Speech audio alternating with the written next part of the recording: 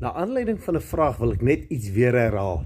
Onthou, ek het sê ons bly in 'n fisiese wêreld wat ons sintuiglik mee verbind is, wat ons sien, hoor, ervaar, ruik en proe. En dis hoekom verandering moet iets anders wees. Dit begin in jou denke. Jy moet begin anders dink. Jy moet ander aksies begin neem. Jy moet ander emosies daaraan koppel.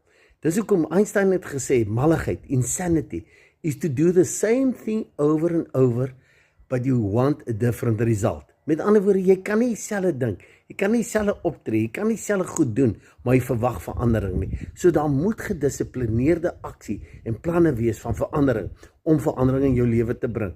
En weer eens sê ek, dit het Jesus gedemonstreer. Nee, ons moet in ons gedagtes, ons droomwêreld, die oplossing sien asof dit reeds daar is.